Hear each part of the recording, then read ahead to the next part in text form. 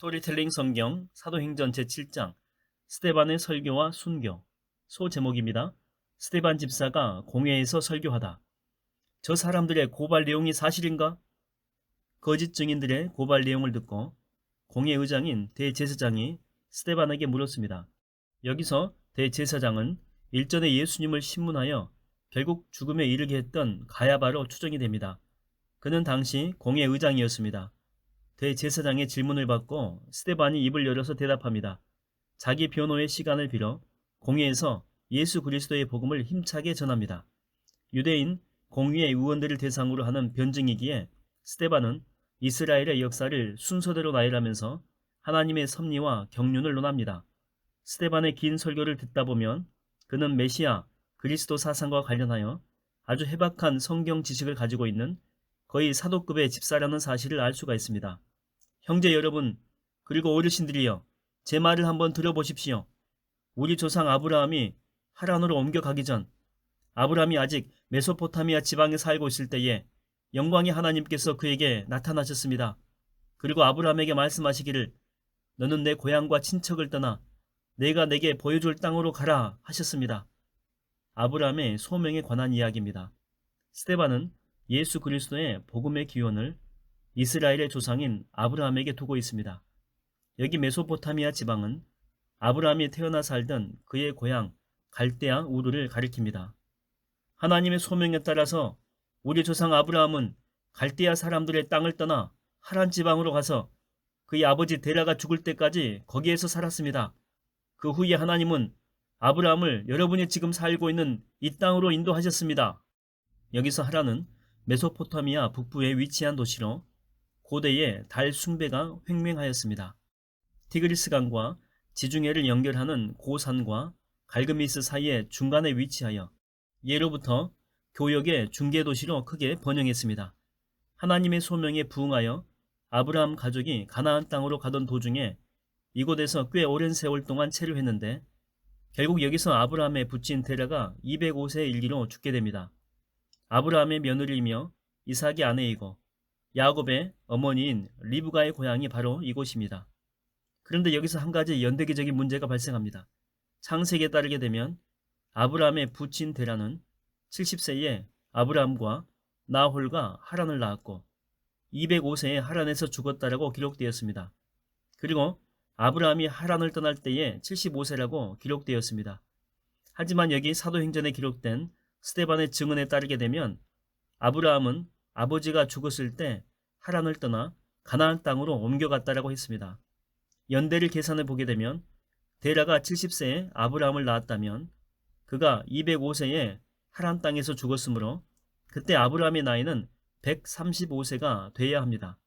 다시 말해 아브라함이 하란 땅을 떠날 때의 나이가 135세가 돼야 합니다. 그런데 창세기에는 그때가 아브라함의 나이 75세라고 기록되었습니다. 무엇이 문제일까요? 성경의 선택적 기록에 주목해야 됩니다. 성경은 구속사에 필요한 인물만을 선택해서 기록합니다. 이런 맥락에서 생각해 보게 되면 데라가 꼭 70세에 아브라함을 낳았다고 해석하기보다는 70세부터 자녀를 낳기 시작하여 130세에 아브라함을 낳고 그 뒤로 아브라함의 동생들인 나홀과 하란을 낳았다라고 해석할 수 있습니다. 나홀과 하란 역시 이후의 구속사에서 필요한 인물들이므로 데라의 많은 자녀들 중에 선택적으로 기록되었습니다. 나홀은 장차 아브라함의 며느리가 되는 리브가의 할아버지이고 하란은 아브라함의 조카 되는 롯의 아버지입니다. 이처럼 데라가 130세에 아브라함을 낳았다면 그가 하란 땅에서 205세 나이로 죽었을 때 그의 아들 아브라함의 나이는 75세가 됩니다. 예수 그리스도의 복음과 관련하여 구약시대 이스라엘의 역사를 해박하게 꿰뚫고 있는 스데반의 증언은 계속 이어집니다. 그러나 처음에 하나님은 아브라함에게 발붙일 만한 땅조차 주시지 않았습니다. 그런데도 하나님은 장차 가나안 땅이 전부 아브라함과 그의 후손의 소유가 될 것이라고 약속의 말씀을 주셨습니다. 당시 아브라함에게는 대를 이을 자식조차 아직 없었는데 말입니다. 아브라함은 그의 나이 75세 때에 하나님께로부터 가나안 땅에 대한 약속을 받았고 이후에 25년이 흐른 100세 때에 아내 사라에게서 외아들 이삭을 얻게 됩니다. 그러니까 아브라함의 뒤를 이을 후사가 없던 그 25년 동안에도 하나님은 줄곧 아브라함의 후손에게 가나안 땅을 줄 것이라고 약속하신 것입니다. 또 하나님께서 아브라함에게 말씀하시기를 내 후손들은 이 땅을 떠나 400년 동안이나 남의 나라에 가서 종으로 살게 될 것이다. 그러나 때가 되면 내가 너희를 종으로 부리던 그 나라를 벌할 것이고 그러면 너희는 그 나라에서 빠져나와 이곳 가나안 땅에서 나를 예배할 것이다 라고 하였습니다.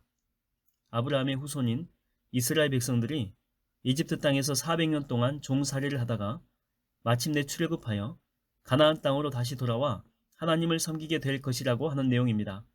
그런데 여기서 스데반이 말한 이집트 종살이 기간 400년은 정확하게 말하면 430년입니다. 스데반이 400년이라고 말한 것은 옛적에 하나님께서 아브라함에게 주신 그 400년이라고 하는 약속의 말씀에 근거했기 때문일 것입니다. 일반적으로 유대인들은 정확한 숫자를 말해야 할 때를 제외하고는 대략적인 숫자를 사용하는 경향이 있습니다. 따라서 이집트 종살이 기간에 대해서 430년과 400년은 서로 틀린 숫자가 아니라 단지 표기 방식의 차이일 뿐입니다. 430년은 구체적인 숫자이고 400년은 계략적인 숫자입니다. 스데반의 설교식 증언은 계속해서 이어집니다. 여러분, 그런 후에 하나님은 아브라함에게 할례의 언약을 주셨습니다. 그래서 아브라함은 이삭을 낳은 지 8일 만에 그에게 할례를 베풀었습니다. 나중에 이삭은 야곱을 낳았고 야곱은 12조상을 낳았습니다. 할례의 언약에서는 할례는 남성 생식기의 포피를 베어내는 일종의 시술 행위인데 하나님은 이것으로서 아브라함과 맺은 언약의 징표로 삼으셨습니다. 그리고 여기서 아브라함은 이스라엘 백성 전체를 대표하게 됩니다. 그런데 야곱이 낳은 그 조상들이 동생 요셉을 시기한 나머지 그를 이집트의 노예로 팔아버렸습니다. 그러나 하나님은 요셉과 항상 함께 하시면서 모든 역경에서 그를 건져주시고 또 그에게 지혜를 주시어 이집트 왕의 총애를 받게 하셨습니다. 그래서 이집트 왕은 요셉을 이집트 온 땅을 다스리는 총리로 세운 것입니다. 요셉은 17세에 형들의 미움을 받아 억울하게 이집트의 노예로 팔려갔고 이집트 왕의 친위 대장인 보디발의 집에서 10년가량 종살이를 하게 됩니다. 그 기간에 보디발의 인정을 받아 가사의 모든 일을 도맡아 처리하는 가정총무로 일했지만 사악하고 음란한 보디발 아내의 모함으로 3년가량 옥살이를 하게 됩니다. 그때 감옥에서 만난 이집트 왕의 두 시종장의 해몽을 계기로 이집트 왕의 꿈을 해석하고 그 대책까지 제시함으로써 일약 이집트의 총리직에 오르게 됩니다. 이때 요셉의 나이가 30세였습니다. 스데반의 설교는 계속해서 이어집니다. 그때 이집트와 온 가나안 땅에 심한 흉년이 닥쳤으므로 우리 조상들은 아주 어려운 처지에 빠졌습니다. 마침내 식량이 다 떨어지자 야곱은 이집트에는 아직 곡식이 남아있다는 말을 듣고 양식을 구해오도록 자기 아들들을 낯선 이집트 땅으로 보냈습니다. 그리고 야곱의 아들들이 두 번째로 이집트에 갔을 때에 요셉은 비로소 자기 형제들에게 자신이 누구인지를 밝힌 후에 이집트 왕에게 형제들을 소개했습니다. 창세기 42장부터 45장의 내용을 압축한 것입니다. 요셉이 해몽한 대로 이집트를 비롯한 중근동 일대에 7년 풍년 뒤에 7년 극심한 흉년이 들었는데 그 흉년 기간 중에 가나안 땅에 살고 있던 야곱 가족이 이집트 총리 요셉에게 양식을 구하는 과정에서 요셉을 노예로 팔아넘긴 요셉의 형들이 총리 요셉의 정체를 알고서 상호 화해하는 일련의 우여곡절이 잘 나타나 있습니다. 이 같은 이스라엘의 초창기 역사를 훑는 스데반의 설교는 계속해서 이어집니다. 그런 다음 요셉은 사람을 보내어 아버지 야곱과 친족들까지 모두 75명을 이집트로 내려오게 했습니다. 그래서 요셉의 초청에 응해서 야곱 일행은 가나안 땅을 떠나 이집트로 내려가 살다가 모두 그곳에서 죽었습니다. 그리고 나중에 그들의 유해는 모두 가나안 땅 세겜으로 운반되어 그곳의 묘지에 묻혔습니다. 그곳은 오래전에 아브라함이 세겜에 살던 하몰의 아들들에게서 사두었던 것입니다. 여기서 스데반이 말한 바 이집트에 내려간 야곱 일행 75명은 성경에 언급된 70명에다가 요셉의 손자와 증손자 5명을 합한 숫자로 보입니다. 이집트에 내려간 야곱 일행은 이집트의 국경지대인 고센 땅에 자리를 잡았는데 나일강의 삼각주 지역에 위치한 비옥한 곳이었습니다. 이후 야곱 일행 75명은 200만 명가량의 이스라엘 민족으로 번성하여 출애굽할 때까지 430년 동안 그곳에 머물게 됩니다. 물론 그 기간 동안에 이주한 초창기 세대의 사람들은 모두 이집트 땅에서 죽게 됩니다. 그리고 가나안 땅에서 아브라함이 묘지 용도로 구입한 땅은 실제로는 헤브론에 있는 막벨라 동굴이었습니다. 세겜에 있는 하몰의 땅을 구입한 사람은 야곱이었습니다. 하지만 스데반은 가나안 땅을 아브라함과 그의 후손에게 주기로 약속하신 하나님의 언약적인 차원에서 두 사건을 엄밀하게 구분하지 않고 뭉뚱그려 언급하고 있는 것입니다. 한편 이집트 땅에서 죽은 야곱의 시신은 가나안 땅으로 옮겨져 막벨라 동굴에 묻혔고, 요셉의 유해 역시 가나안 땅으로 옮겨져 자기 후손인 에브라임 지파가 분배받은 지역 내에 세겜에 묻혔습니다. 여러분, 마침내 하나님께서 아브라함에게 하신 약속의 때가 가까워짐에 따라 이집트에 사는 우리 이스라엘 백성들의 수요도 엄청나게 불어나게 되었습니다. 일찍이 하나님은 아브라함에게 약속하시기를 내 자손이 이방 땅에 개개되어 400년 동안 종살이를 한 뒤에 내가 그 나라를 징벌할 터인즉 그때에 내 자손이 그 땅에서 나올 것이다 라고 하셨습니다. 과연 그러했습니다. 아주 작은 규모의 일개 부족에 불과한 야곱 가족 75명이 이방 땅 이집트에 내려간 때, 그때로부터 그곳에서 430년의 종살이를 하는 동안에 한 나라를 거뜬히 세울 만큼의 수요인 200만 명가량으로 엄청나게 불어났던 것입니다. 그 무렵 이집트에는 요셉에 대해 전혀 알지 못하는 다른 자가 왕위에 올랐습니다. 그 이집트의 새로운 왕은 우리 이스라엘 백성들을 아주 심하게 학대하고 우리 조상들을 힘으로 억눌러 새로 태어난 남자아이들을 나일강에 내다버려 죽게 하는 일도 있었습니다. 그런 큰 핍박의 시기에 모세가 태어났습니다. 여기서 이집트의 새 왕은 신왕국 제18왕조의 초대 왕인 아하모스로 추정이 됩니다. 그는 이집트 본토 사람으로 이전에 이방 왕조인 셈 계열의 힉소스 왕조를 무너뜨린 뒤 권력을 잡고 힉소스 왕조와 같은 셈 계열인 이스라엘 백성들을 학대하여 대대적인 민족 말살 정책을 펼친 것입니다. 그런 대핍박의 시기에 하나님의 섭리와 경륜하에서 장차 출애굽의 영도자가 될 모세가 태어났던 것입니다. 모세는 보통 아이가 아니었습니다.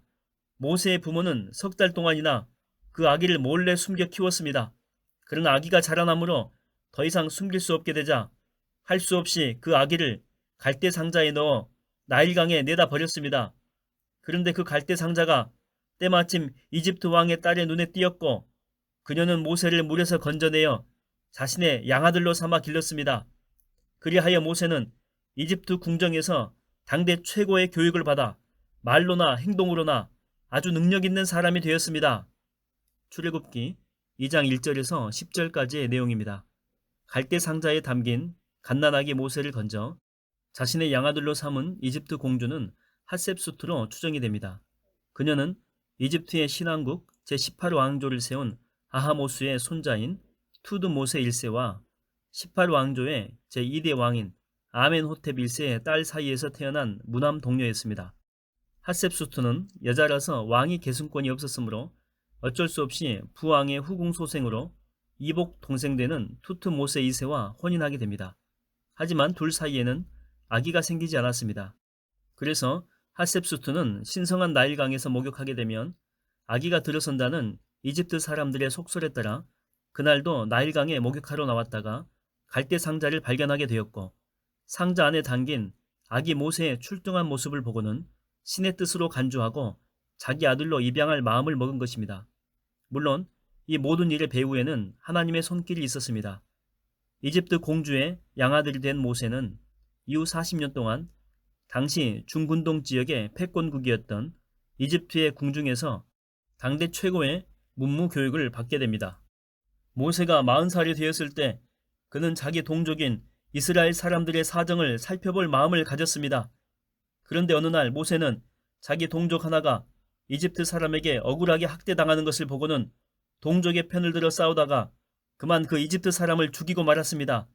이때 모세는 자기가 이스라엘 사람들을 도우라고 하나님이 보내신 사람이라는 것을 히브리 동족이 알아주기를 바랐지만 이스라엘 사람들은 그 사실을 전혀 인정하지 않았습니다. 이집트 공주의 아들로 입양된 아기 모세는 유모가 된 친어머니 요게벳에게서 어릴 때의 히브리 민족의 교육을 받게 됩니다. 그렇게 어릴 적에 몸에 배인 민족적인 자긍심과 의협심으로 학대받는 자기 동족을 돕다가 그만 실수로 이집트 사람을 죽인 것인데, 그런 모세의 마음을 히브리 동족이 알아주지 않은 것입니다. 그 까닭은 이때까지만 해도 모세가 하나님의 뜻에 따라 행동한 것이 아니라 그저 인간적인 혈기에 따라서 행동했기 때문입니다. 스데반의 설교는 계속해서 이어집니다. 이튿날 이번에는 모세가 같은 동족인 이스라엘 사람들끼리 서로 싸우고 있는 것을 보았습니다. 그래서 모세는 싸움을 말리며 말하기를, 여보시오, 한 핏줄끼리 싸우면 되겠소? 이게 대체 무슨 짓들이오? 하였습니다. 그러자 동료를 괴롭히던 사람이 쓸데없이 간섭하지 말라며 모세에게 대들며 말하기를, 당신은 뭐요? 누가 당신을 우리의 지도자나 재판관으로 세우기라도 했소? 어제는 이집트 사람을 죽이더니 오늘은 나를 죽일 작정이요? 라고 하였습니다. 그 말을 듣고 모세는 아차 싶어 이집트 땅을 급히 도망쳐 나와 멀리 미디안 땅으로 달아났습니다. 그리고는 거기에 눌러 앉아 살아가는 동안 모세에게 두 아들이 태어났습니다. 고대 전제주의 국가에서 왕과 왕족의 권세는 법을 뛰어넘는 절대적인 것이었습니다. 그런데도 이집트 왕자인 모세가 건축 공사의 현장에서 히브리인들에게 마구 채찍질을 해댄 이집트의 악질 십장 하나를 죽인 일로 큰 두려움에 빠져 나라 밖으로 급하게 부랴부랴 도망갔습니다. 그럴 만한 사정이라도 있는 것일까요?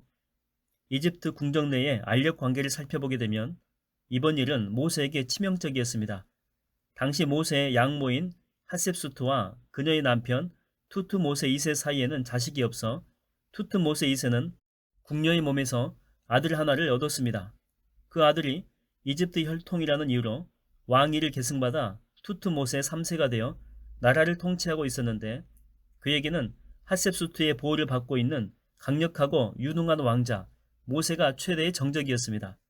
투트모세 3세는 모세를 눈의 가시처럼 여기고 모세의 최대 약점인 히브리 혈통을 빌미삼아 모세를 제거할 기회를 호시탐탐 노리고 있었던 것입니다. 그러니 모세가 이집트 사람을 죽인 사건은 민족적인 감정을 부채질하여 모세를 제거할 수 있는 절호의 기회였던 것입니다. 모세도 그런 사실을 익히 알고서 추호의 망설임도 없이 이집트 땅을 벗어나 시나이 반도를 건너 아주 멀리 미디안 땅으로 도피했던 것입니다. 미디안 땅으로 도피한 모세는 그 지역의 제사장인 이드로, 일명 루엘이죠. 그의 딸 십브라와 결혼하고 이후에 40년 동안 평범한 목부로 지내는 동안 두 아들 게르솜과 엘리에셀을 얻게 됩니다. 이때 모세의 나이는 80세였습니다. 스데반의 설교는 계속해서 이어집니다. 모세가 미디안 땅으로 도망쳐 온 지 40년이 흐른 후 어느 날 모세가 시내산 근처의 광야에서 양떼를 치고 있었을 때였습니다. 갑자기 한 천사가 불길이 활활 타오르고 있는 가시덤불 속에 나타났던 것입니다. 시내산은 홍해 북쪽의 시나이 반도 산악에 위치하고 있는 산입니다. 모세는 이곳에서 출애굽의 영도자로 하나님께 소명을 받았고, 이후 출애굽한 이스라엘 백성들이 이 산 아래에서 1년 가까이 머물게 됩니다. 이때 모세는 이 산의 정상에서 하나님께로부터 직접 십계명과 율법을 받게 됩니다. 오늘날의 예벨 무사, 모세의 산이란 뜻이죠. 해발 한 2286m입니다. 시내산으로 가장 유력시 됩니다. 계속해서 활활 불타고 있는 가시나무 덤불을 보고 크게 놀란 모세가 무슨 일인가 하고 더 자세히 보려고 가까이 다가갔습니다. 바로 그때 주님의 음성이 모세의 귀에 들린 것입니다. 나는 내 조상들의 하나님, 곧 아브라함의 하나님, 이삭의 하나님, 야곱의 하나님이니라. 이 같은 주님의 음성을 듣고 모세는 두려워서 감히 고개조차 들지 못했습니다. 하나님은 모세에게 스스로를 아브라함과 이삭과 야곱의 하나님으로 소개하십니다. 아브라함과 이삭과 야곱은 언약 백성 이스라엘의 3대 족장으로 하나님은 이들 3대 족장에게 대를 이어 땅과 후손에 대한 약속을 해주심으로써 변치 않는 언약의 신실하심을 나타내 보이셨습니다. 그 변치 않는 하나님의 신실하신 언약이 마침내 모세에게까지 이르렀던 것입니다.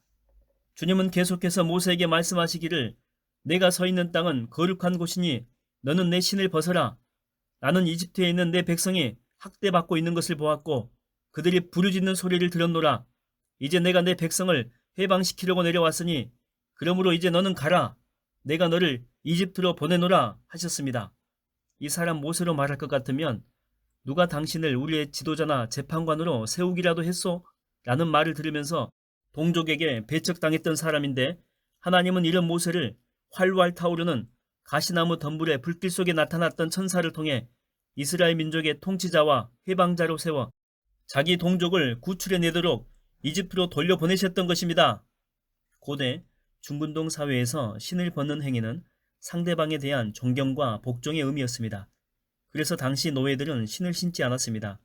그런 의미에서 신을 벗으라는 하나님의 명령은 당연한 것이었습니다. 지극히 거룩하신 하나님이 임하여 계시는 거룩한 곳에서 세상에 온갖 더럽고 부정한 것들이 묻어있는 신을 계속 신고 있어서는 안 되었기 때문입니다. 하나님은 일찍이 아브라함과 이삭과 야곱에게 주신 약속, 곧 가나안 땅과 수많은 후손에 관한 약속을 실현시키기 위해서 모세를 택하셨습니다. 이집트 궁중에서 40년 동안 당대의 모든 학술을 배우도록 섭리하셨고 이후에 미디안 땅에서 40년 동안 광야의 모든 속성을 터득하도록 인도하셨습니다. 80년에 걸친 오랜 연단과 훈련의 과정을 모두 마친 후에 하나님은 마침내 때가 이르렀다라고 판단하고 언약을 성취시키려고 시내산에서 모세를 부르시어 그에게 출애굽의 큰 사명을 맡기셨던 것입니다. 스데반의 설교에 계속해서 귀를 기울여 봅시다. 마침내 모세는 이스라엘 백성들을 이집트에서 이끌고 나왔습니다.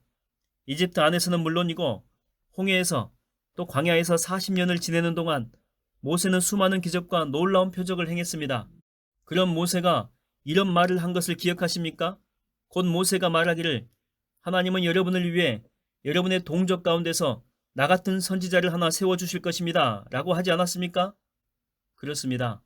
모세는 신명기 18장 15절에서 이스라엘 백성들을 향해서 분명히 그런 말을 했습니다.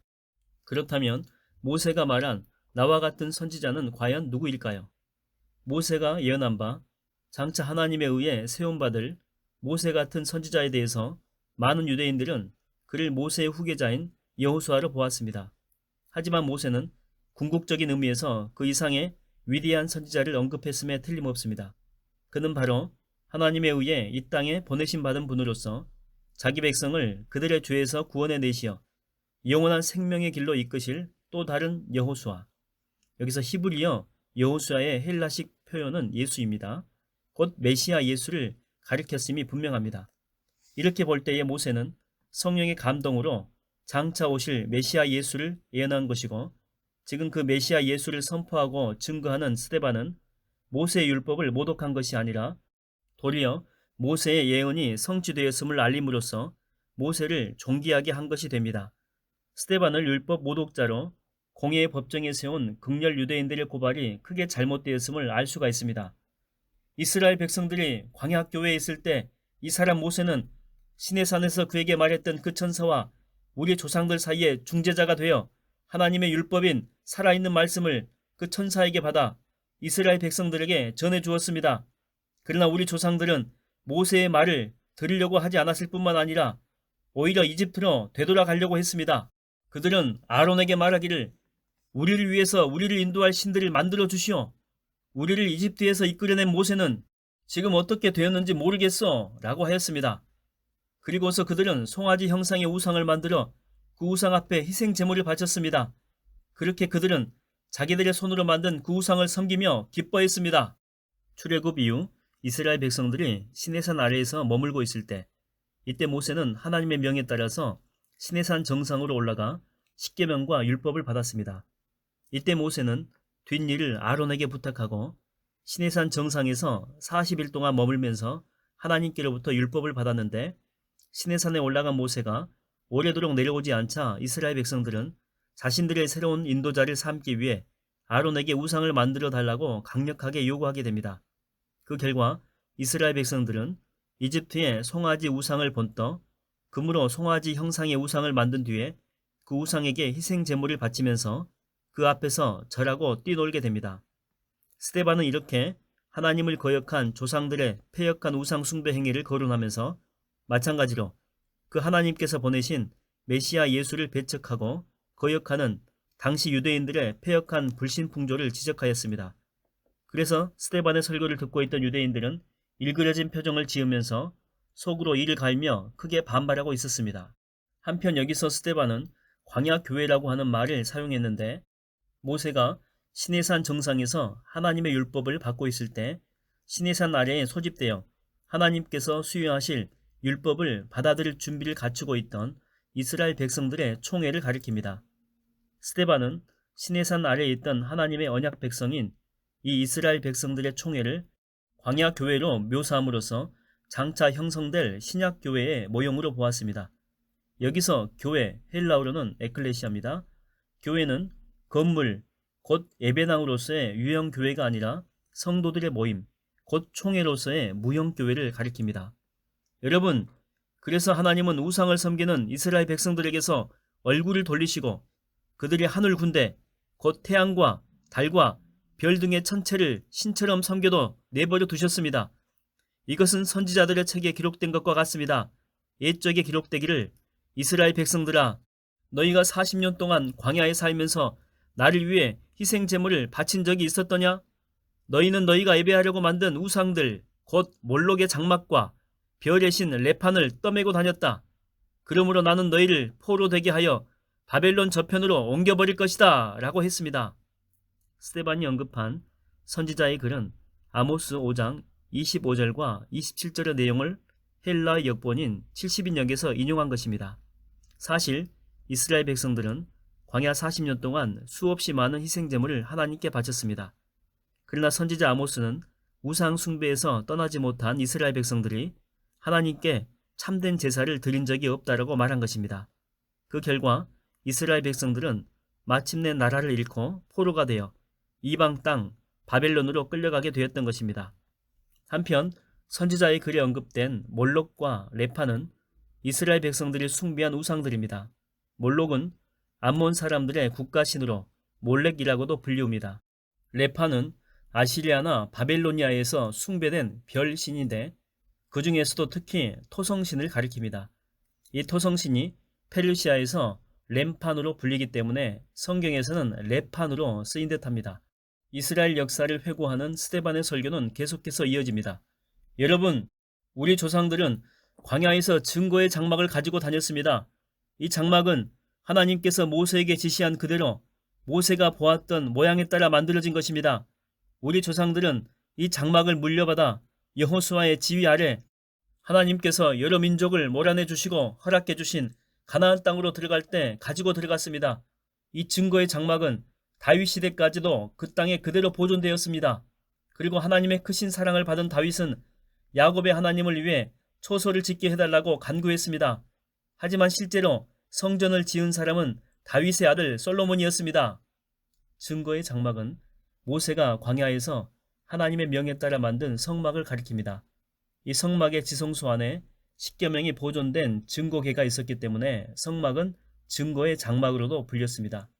모세에 의해 시내 광야에서 처음 만들어진 이 증거의 장막은 이후로 광야 유랑시대 40년, 가나안 정복 및 정착시대 15년, 사사시대 340년, 사울 왕시대 40년을 거치면서 여러 곳을 옮겨 다니다가 다윗 시대에 이르러 예루살렘 성읍 안으로 옮겨지게 됩니다. 이때가 주전 1300년경입니다.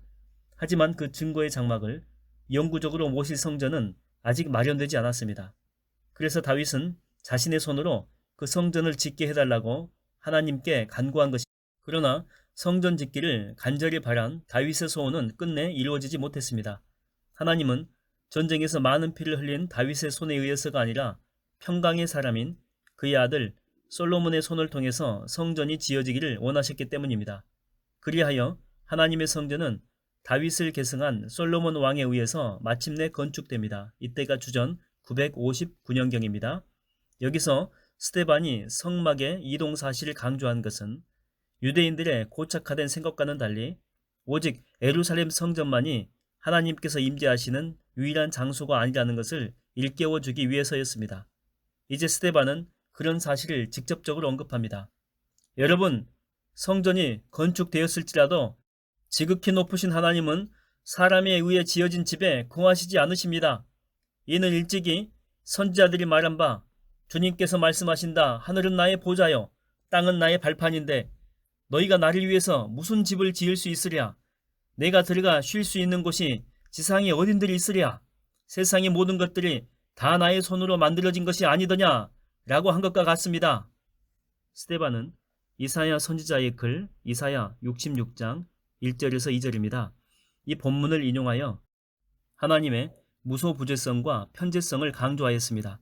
천지 만물을 지으신 전능자 하나님은 시공간의 제한을 받는 인간들과는 달리 세상에 어느 일정한 공간 안에만 존재하지 않으시고 온 우주와 만유 가운데 계시지 않는 곳이 없는 초월적 존재라는 사실을 일깨워 주었습니다.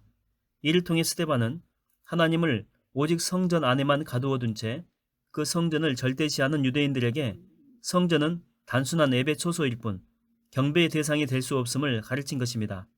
하지만 당시 유대인들은 스데반이 가르친 이 놀라운 진리를 전혀 깨닫지 못하고 단지 그가 율법을 거역하고 성전을 모독한다라고만 생각했습니다.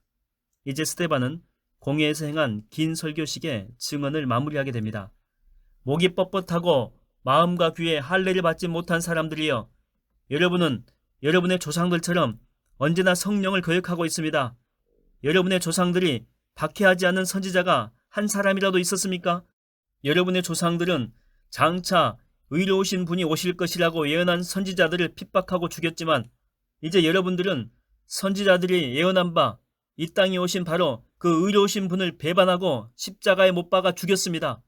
진실로 여러분은 천사들이 전해준 하나님의 율법을 받았으면서도 그것을 지키지 않았습니다.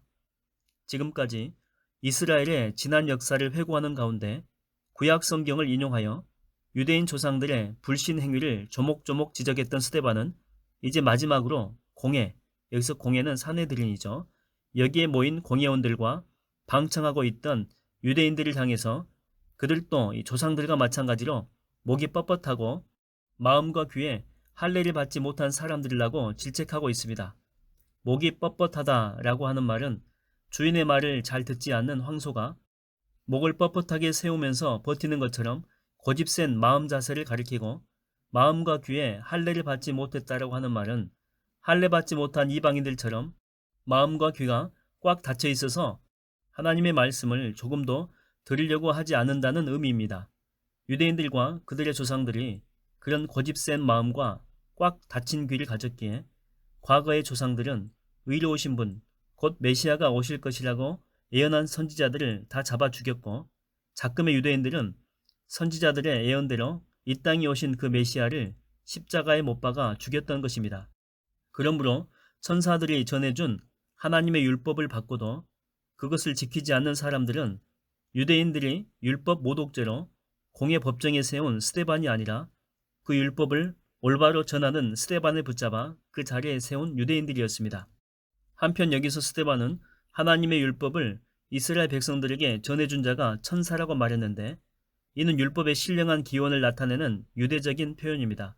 실제로 율법은 시내산 위에서 하나님이 모세에게 직접 부여한 것이지만 유대인들은 그 거룩한 과정에서 천사의 중보가 있었을 것으로 보았던 것입니다. 소제목입니다. 스데반 집사의 순교. 아니 저자가 지금 무슨 말을 하고 있는 게냐? 당장 입 닥치지 못할까?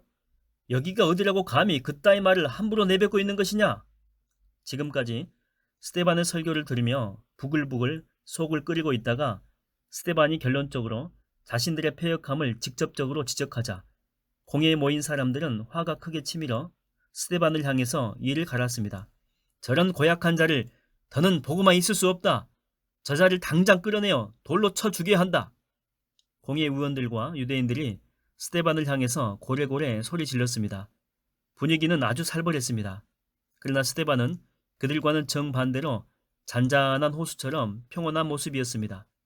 그는 성령 충만한 상태에서 고개를 들어 하늘을 우러러 보았습니다. 오 주님, 할렐루야! 성령 충만으로 영안이 활짝 열린 스데반이 하늘을 우러러 보니 하늘 보좌에 앉으신 하나님의 크신 영광이 보였고, 또한 하나님의 보좌 오른편에 예수께서 자리에서 일어나 서 계신 모습이 보였습니다. 아버지 하나님의 우편 보좌에 앉아 계셨다가 이 순간에 자리에서 벌떡 일어나 서 계신 예수님, 그런 예수님의 모습은 자신의 신실한 종 스데반이 순교의 위기에 처한 사실을 안타까워하는 다급한 심정을 보여주었고, 동시에 곧 순교하게 될 스데반의 영혼을 두 손 크게 벌려 환대한다는 뜻이 담겨 있었습니다. 그러나 공의 광경은 살벌했습니다. 사람들은 스데반의 설교에 미친 듯이 격분하여 이를 박박 갈며 달려들었습니다. 하지만 스데반은 그런 살벌한 죽음의 순간에도 잔잔한 호수처럼 평온한 마음으로 하늘을 우러러 하나님의 영광과 예수님의 환대를 바라보며 미소 짓고 있었습니다. 그때 하늘의 영광스러운 광경을 바라보며 스데반이 감격에 북받쳐 솟아나는 환희의 목소리로 크게 소리쳐 말합니다. 보시오! 저기 하늘이 열리고 인자가 하나님의 오른편에 서 계십니다.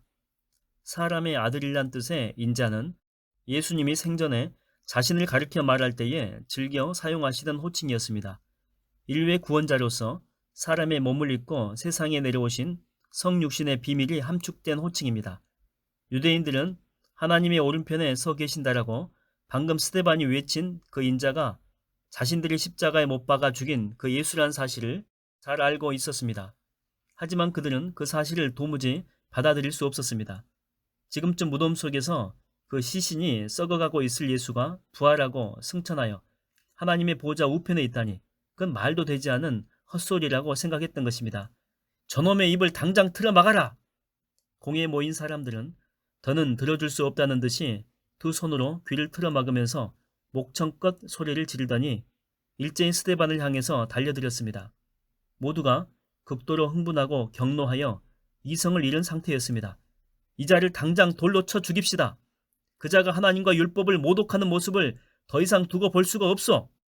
공회 의원들이 신성 모독죄를 뒤집어 씌워 서둘러 스데반에게 사형을 언도하자 유대인들이 우르르 달려들어 스데반을 단단히 붙잡은 뒤 예루살렘 성읍 밖으로 이끌어냅니다.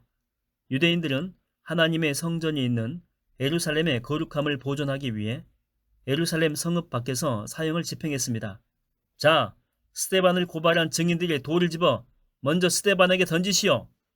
유대인들은 예수에 대해서는 로마 정부에 대응하는 반란죄로 기소했기에 로마법에 따라서 십자가에 못 박아 죽였습니다. 반면 스데반은 하나님과 율법을 모독한 종교적인 죄로 기소되었기 때문에 유대 공회의 결정하에 율법에 따라 돌로 쳐 죽이고 있는 것입니다. 이때 모세 율법은 사형수를 고발한 증인들로부터 먼저 돌을 치고 그 이후에 다른 사람들이 다 함께 돌을 던져 죽이게 되어 있었습니다. 자유민 유대인들에게 매수당한 거짓 증인들이 스데반에게 저주를 퍼부으며 힘껏 돌을 던졌습니다.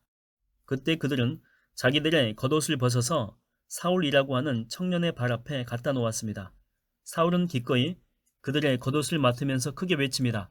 어서 돌로 쳐 저자를 죽이세요. 저런 자들은 마땅히 죽어야 해요.